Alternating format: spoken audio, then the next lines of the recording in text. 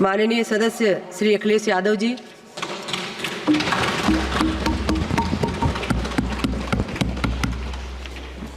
सभापति महोदया, मैं आपका बहुत धन्यवाद देना चाहता हूं कि आपने मुझे बजट 2024-2025 में बोलने का मुझे मौका दिया है। इस सरकार का लगातार ये 11वां बजट है। 11वें बजट के बाद भी नाउम्मीदगी दिखाई दे रही है और सरकार में हैं तो सरकार के लोग तो अच्छी बात करेंगे ही, न केवल नाउम्मीदगी दिखाई दे रही है बल्कि जो चेहरों पे खुशी होनी चाहिए थी सरकार बनने के बाद, वो चेहरों पे उतनी खुशी नहीं दिखाई दी।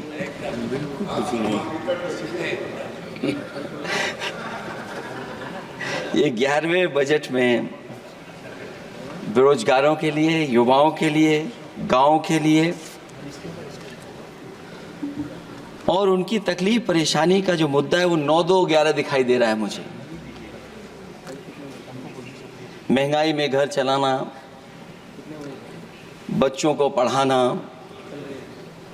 और घर के बड़े बुजुर्गों की दवा इलाज से लेकर के महंगाई का जो सामना करना पड़ रहा है, ये बातें परिवार वाले बखूबी जानते हैं।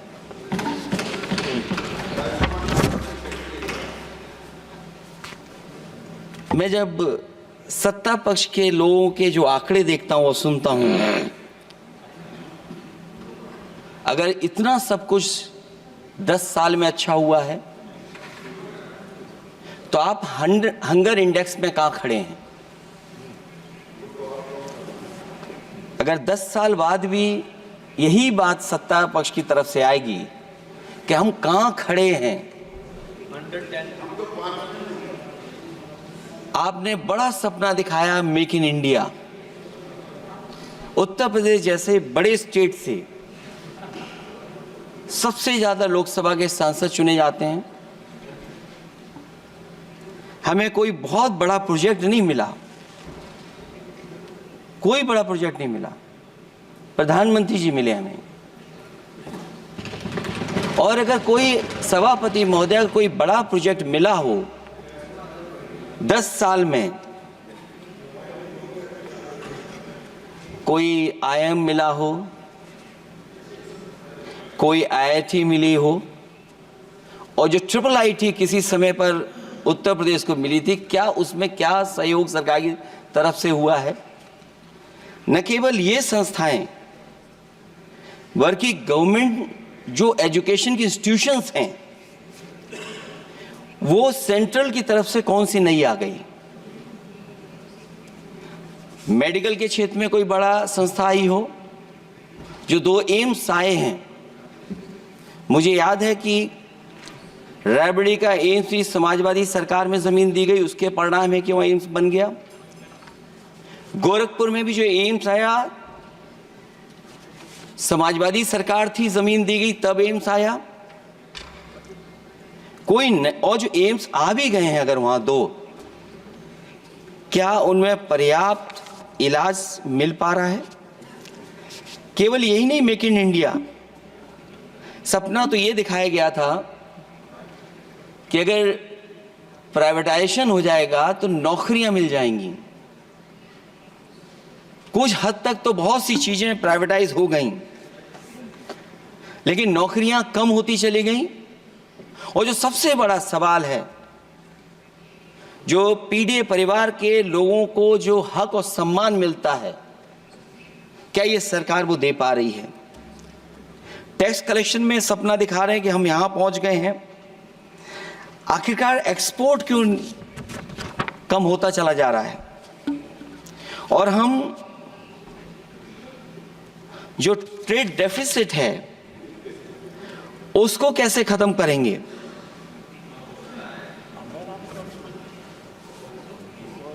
दस साल में अगर हम वहीं के वहीं खड़े हैं और कोई ऐसा कुछ न दिख रहा हो और परिणाम जो रिजल्ट आए हैं यूपी के, उसमें दिखाई दे रहा है कि आपने कितना काम किया है।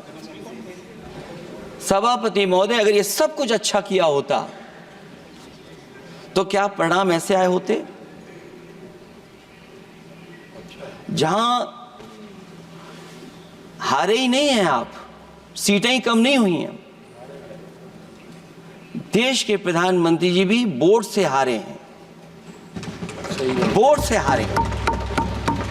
जो कभी 5 लाख तक जीतना था जिन्हें, या 10 का टारगेट बनाया था, कितने से जीते?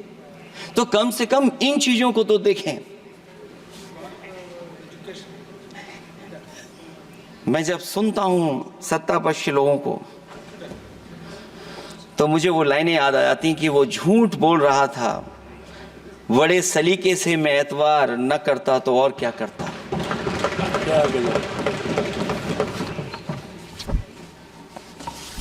मुझे याद है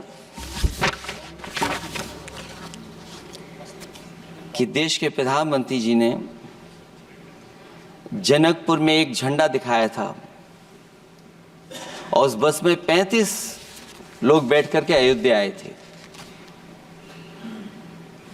सभापति महोदय, उस समय भी मैंने मांग की थी कि जहां से जनकपुर से यात्रा शुरू हो रही है और अयोध्या तक बस से लोग आएंगे तो पता नहीं कितने घंटों में आएंगे। मैंने मांग की थी कि वहां से लेकर के अयोध्या तक एक्सप्रेसवे बनना चाहिए कि कम से कम जो जनकपुर से आए और अयोध्या दर्शन करने आ रहे हैं और बस से आ रहे हैं, कम से कम उनकी तकलीफ परेशानी तो कम होती।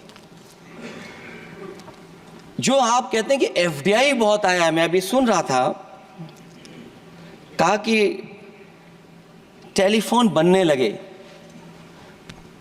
टेलीफोन बन नहीं रहे हैं, मोबाइल बन नहीं रहे हैं। वो समाजवादी पार्टी के समय पर नोएडा में जो इंडस्ट्रियल पॉलिसी थी, इलेक्ट्रॉनिक पॉलिसी थी, उसके तहत आई थी। वो इंडस्ट्री जितनी आई है उस समय उस पॉलिसी के तहत आई और बन नहीं रहा है। मेक इन इंडिया नहीं हो रहा है। लेकिन जमीन किसने दी है? जमीन किसने दी थी उन लोगों को? बिना जमीन पर हवा में बना दो तो मैं आपका धन्यवाद दूंगा। उस पॉलिसी के तहत वो झूठ बोल रहा था बड़े सलीके से। आप कह रहे हैं कि एफडीआई लाए हैं हम लोग। एफडीआई, अगर पूरे देश का हम एफडीआई देखें तो उत्तर प्रदेश को कितना एफडीआई मिला है? सभापति महोदय, अगर 1% से ज्यादा भी एफडीआई उत्तर प्रदेश को मिला हो तो बताइएगा आप। जो प्रोजेक्ट डिले हो रहे हैं, जिसकी वजह से कॉस्ट ओवररन हो रही है, उसका जिम्मेदार सभापति महोदय कौन है? डबल इंजन की सरकार है। लखनऊ में भी सरकार आपकी है, दिल्ली में भी सरकार आपकी है। आखिरकार ऐसा क्यों हो रहा है? और आज ही जब सदन में सभापति महोदय हम लोग आए हैं तो एक और रेल एक्सीडेंट की खबर सुनी है। जब से ये सरकार आई है, रेल एक्सीडेंट्स और पेपर लीक में कंपटीशन चल रहा है कि कौन आगे जाएगा।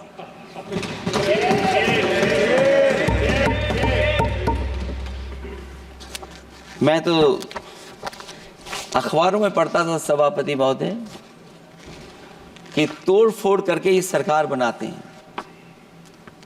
अभी एक सदस्य पिछली बार वो तोड़ फोड़ कर करके शायरी भी बनाने लगे हैं। जो प्रोजेक्ट और जिस प्रोजेक्ट के लिए प्रधानमंत्री जी एयरफोर्स का सबसे बड़ा हवाई जहाज हरकुलिस विमान लेकर के आए थे और वो सड़क पर उतरे थे, वो एक्सप्रेसवे पर उतरे थे। मैं समझता हूं सभापति महोदय, यहां जितने माननीय सदस्य हैं सब ने देखा होगा और सब ने निर्देश के अनुसार उस पर ट्वीट भी किया होगा। वो जो एक्सप्रेस वे अगर किसी ने बनाया था सभापति महोदय, जो डिजाइन, टेक्नोलॉजी का पार्ट, अलाइनमेंट, वो समाजवादियों की देन थी, वो आपकी देन नहीं थी। ये बात मैं इसलिए कह रहा हूं सभापति महोदय, क्योंकि इस बजट में सरकार चलाने के लिए आपने पैकेज दिया है। हमें कोई नाराजगी नहीं है पैकेज देने की, आप पैकेज और दीजिए। लेकिन अगर आप बक्सर से भागलपुर एक्सप्रेस वे बना रहे हैं, तो आप उत्तर प्रदेश की पूर्वांचल एक्सप्रेस वे को क्यों नहीं जोड़ रहे हैं? और मैं तो कहूंगा आपसे कि केवल अगर आप 25 किलोमीटर जोड़ देंगे, जहां पूर्वांचल एक्सप्रेस वे रुक गया था, केवल 25 किलोमीटर आप जोड़ देंगे, तो दूसरे काम को अपना जो बनाते हैं, आप ये कह पाएंगे कि दिल्ली से लेकर के आपने भागलपुर तक एक्सप्रेस वे दिया है।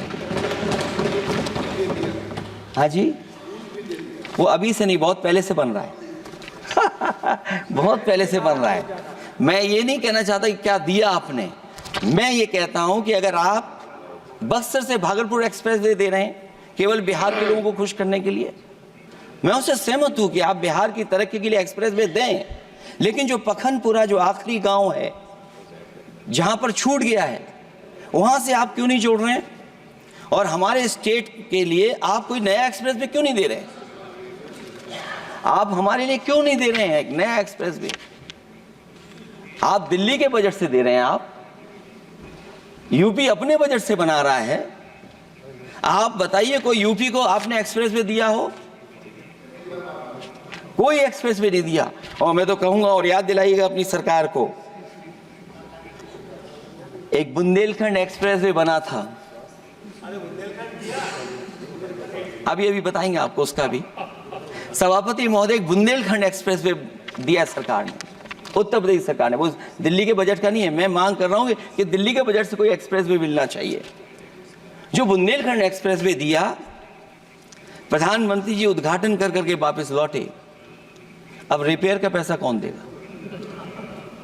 वो आज भी रिपेयर मांग रहा है। सभापति महोदय, कोई कल्पना कर सकता है कि नया एक्सप्रेस वे बना हो जिसका प्रधानमंत्री जी ने उद्घाटन किया हो, वो आज रिपेयर मांग रहा हो? और वो एक्सप्रेस वे 6 लेन नहीं है, वो 4 लेन है। मैं इसमें भी सुझाव देना चाहता हूं, ये जो बुंदेलखंड वाला एक्सप्रेस वे है, ये अभी 15,000 करोड़ से ज्यादा का बना है स्टेट गवर्नमेंट का। इसको मुनाफा नहीं हो रहा, टोल कलेक्शन नहीं है बहुत ज्यादा। इसको सतना से जोड़ दिया जाए, और बुंदेलखंड जहां से शुरू हो रहा है हमारे डिस्ट्रिक्ट इटावा से कम उसको हरिद्वार तक ले जाना चाहिए। अगर हरिद्वार से लेकर के सतना लोग चले जाएंगे तो शायद बुंदेलखंड के लोगों को भी लाभ होगा। और सबसे बड़ी बात है सभापति महोदय, दिल्ली और लखनऊ मिलकर के उन एक्सप्रेस वे की सेफ्टी से और उसकी डिजाइन से खिलवाड़ कर रहे हैं। जो इंडियन रोड कांग्रेस कहती है, जो डॉक्यूमेंट कहता है, वो ये कहता है कि मीडियन सड़क का 12 मीटर से लेकर के 14 मीटर होना चाहिए। आप जाकर के देख के आइए, जो पूर्वांचल वाला बना है उसका मीडियन कितना है? क्या भविष्य में आपने चलने वालों की सेफ्टी के साथ खिलवाड़ की है कि नहीं की है? ये आपको विचार करना पड़ेगा।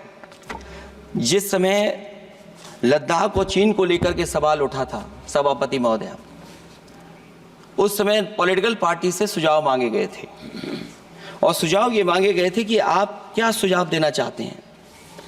तो उस समय जो सुझाव समाजवादी पार्टी ने दिया था, वो सुझाव ये था कि लिपू लेक से लेकर के आपके ग्वालियर तक 6 लेन हाईवे बनना चाहिए। कभी जरूरत पड़ने पर सीमाओं पर हमारी फौज का आना जाना जल्दी हो जाए। और मुझे याद है, जो अखबारों में मैंने पढ़ा था, सरकार ने उसको स्वीकार कर लिया था कि 6 लेन हाईवे बनेगा वो। लेकिन जब टेंडर की बात आई तो सुनने में आया कि वो 4 लेन बनने जा रहा है। और अभी जब वो काम हो रहा है, जब काम मैंने दोबारा उसको देखा तो पता लगा कि डबल लेन पेव शोल्डर बन रहा है। सोचिए कहां 6 लेन बनाने की बात थी, आप डबल लेन पेव शोल्डर बना रहे हैं। और पता नहीं कौन उस हाईवे को डिजाइन किसने किया है डिजाइन, कि जितने भी कस्बे उसके आसपास पड़ रहे हैं, कस्बे वाले अब नाला कहां से बनाएं, घर ऊंचा करें कि सड़क को तोड़ें। बहुत सारे कस्बों को वो समस्या के संकट में डाल दिया है सरकार ने।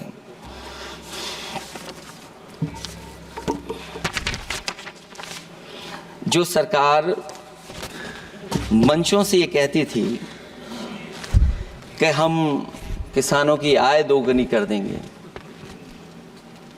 आज तो 11 साल हो गए सरकार को। किसान की आय दोगुनी हो गई क्या सरकार बताए?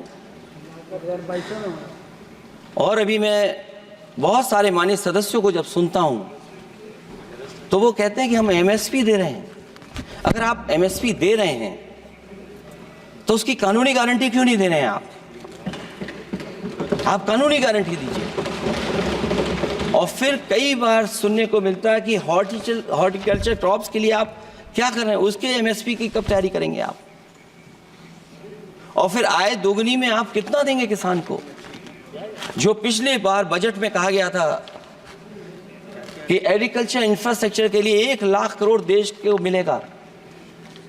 अगर 1 लाख करोड़ देश को मिला होगा एग्रीकल्चर इंफ्रास्ट्रक्चर को, तो कम से कम यूपी का शेयर कुछ तो रहा होगा। सभापति महोदय, सरकार ने अगर एक भी मंडी बनाई हो तो बता दें। हाँ, ये अलग बात है कि अगर आप कोई चीज सुधारने के लिए कोई परिवर्तन कर रहे हैं, स्टोरेज के लिए किसी को पहले ही बता दे रहे हैं, वो बात अलग है। लेकिन किसान कहां जाएगा जहां उसको रेट मिलेगी?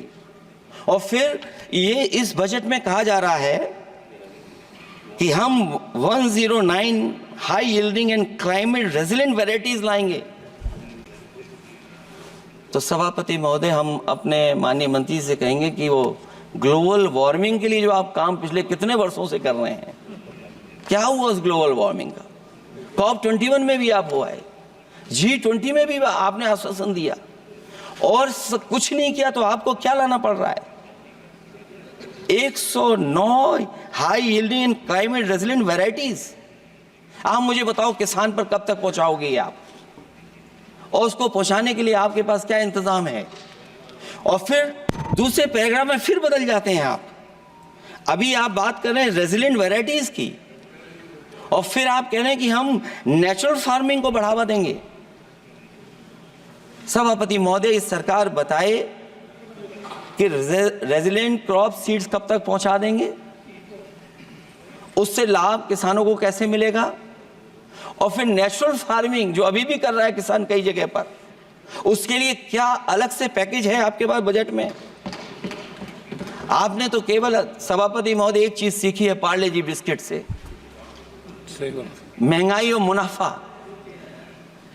इस सरकार ने 10 साल में डीएपी की बोरी को, खाद की बोरी को छोटा कर दिया।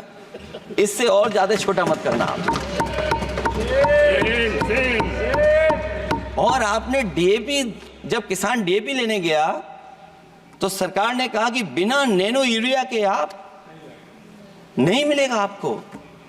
मैं सरकार से जानना चाहता हूं कि नैनो यूरिया से क्या लाभ पहुंचा है किसानों को, ये बताइए।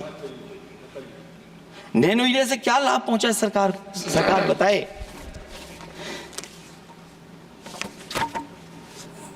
हमारे यहां बड़े बड़े आयोजन हुए सभापति महोदय, इन्वेस्टमेंट मीट के बड़े बड़े आयोजन हुए इन्वेस्टमेंट मीट के, और 5 लाख करोड़ के एमओयू साइन हो गए, 5 लाख करोड़ के। मैं ये सभापति महोदय, बजट हमारी क्या मदद कर रहा है उत्तर प्रदेश के उद्योग लाने के लिए? और ऐसे आयोजन हुए जिसमें देश के प्रधानमंत्री आए, देश के राष्ट्रपति आए, और देश के जितने बड़े उद्योगपति सब आए थे। लेकिन आज यूपी को क्या मिला वहां पर? किसानों के लिए एग्रीकल्चर सेक्टर में बड़े बड़े एमओयू हुए, लेकिन आज जमीन पर कुछ नहीं दिखाई दे रहा है। मुझे याद है समाजवादी सरकार में, क्योंकि देश का सबसे ज़्यादा उत्पादन दूध का अगर कहीं हो रहा है तो उत्तर प्रदेश में हो रहा है, और उस उत्पादन को बढ़ावा देने के लिए और इन्वेस्टमेंट लाने के लिए उस समय की सरकार ने फैसला लिया कि अगर बाहर से भी कोई डेयरी या डेयरी प्लांट लगाना चाहेगा तो उसमें सरकार सहयोग करेगी। और परिणाम ये हुआ कि गुजरात की 3 अमूल प्लांट लग गए यूपी में। तो मैंने उद्घाटन किए, एक देरी से हुआ तो देश के प्रधानमंत्री जी ने किया, लेकिन उसके बाद कोई नया प्लांट आया हो तो बता दें। जो अमूल से पुरानी संस्था है, क्या उसका सहयोग कुछ करेंगे आप लोग?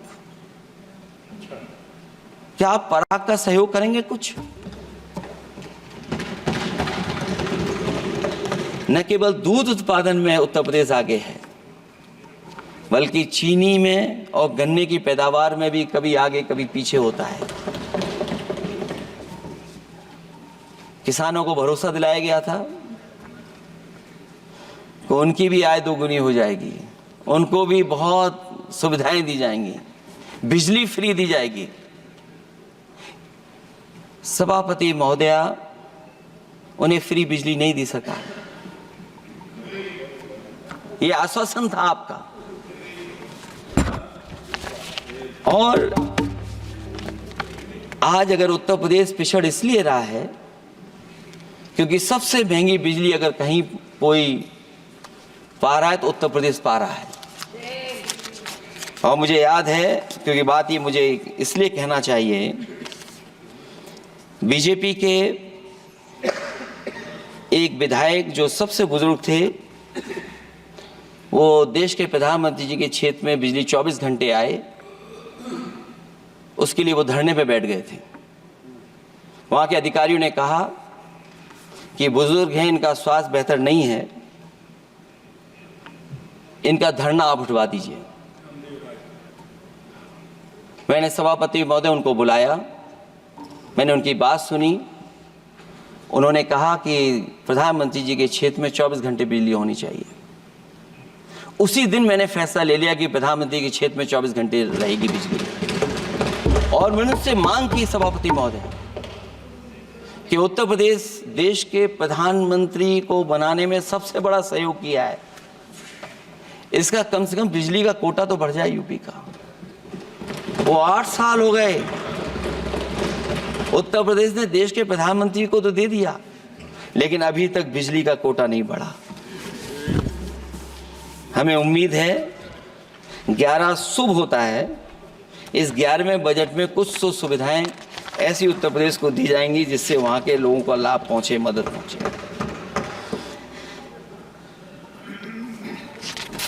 जहां किसान आत्महत्या कर रहा है, और पिछले 10 साल में सरकार जानती होगी कि कितने किसानों ने आत्महत्या की है, लाखों लाख किसान आत्महत्या कर चुके हैं। जहां किसान तकलीफ और परेशानी में है, वहीं सबसे ज्यादा अगर संकट किसी चीज पर आया तो वो नौकरी पर आया है, रोजगार पे आया है। जब सरकार का बजट मैं पढ़ता हूं तो जो स्कीम्स लाई जा रही हैं उसमें, क्या ये स्कीम नौजवान को पक्की नौकरी दिलाएगी? क्या इन स्कीम से 5,000 रुपए देकर के आप नौजवान का भविष्य बनाना चाहते हैं? आप क्या दे रहे हैं आप? और मुझे तो ये लगता है कि जो वर्क फोर्स आप बना रहे हैं ट्रेनिंग देकर के सरकार के पैसे से, अंतोगत्वा इनको भी एक्सप्लॉइट वही लोग करेंगे, उद्योगपति। आखिरकार जब इतनी टेक्निकल, इतनी ट्रेन फोर्स होगी, तो आप ये मुझे बताइए कि उसके भविष्य क्या होगा। अगर इतने बड़े पैमाने पे आप ट्रेनिंग करा रहे हो, सरकार का बजट उसमें खर्च हो रहा है, तो सभापति महोदय उनका भविष्य क्या होगा 5 साल के बाद? और जो अग्निवीर वाली नौकरी है, सभापति महोदय, कोई भी नौजवान जो फौज के लिए तैयारी करता है वो कभी स्वीकार नहीं कर सकता। जब पहली बार ये स्कीम आई थी अग्निवीर, उस समय बड़े बड़े उद्योगपतियों से ट्वीट कराया गया था कि अग्निवीर से अच्छी कोई योजना नहीं है, इनको हम नौकरी दे देंगे, हम अपने यहाँ रख लेंगे। और शायद सरकार में बैठे लोगों को ये बात याद होगी, क्योंकि सरकार खुद स्वीकार करती है स्कीम ठीक नहीं है, तभी वो अपनी अपनी सरकारों से कह रहे हैं कि अग्निवीर वाले जो लौट करके आएंगे उन्हें कोटा दीजिए, आप नौकरी दीजिए।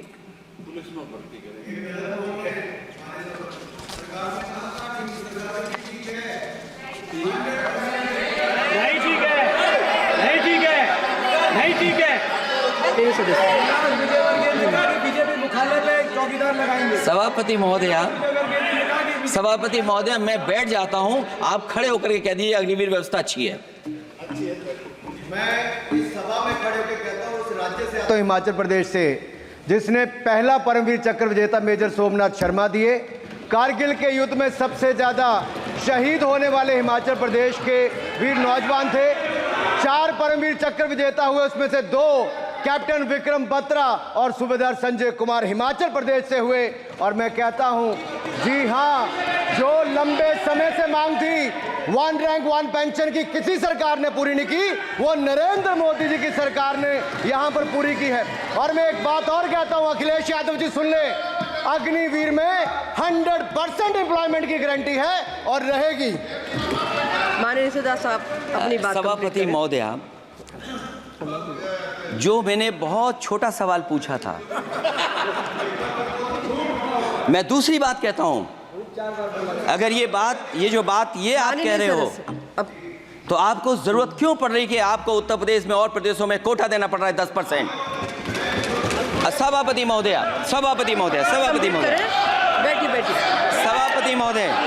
जहां तक परमवीर, रुक जाइए,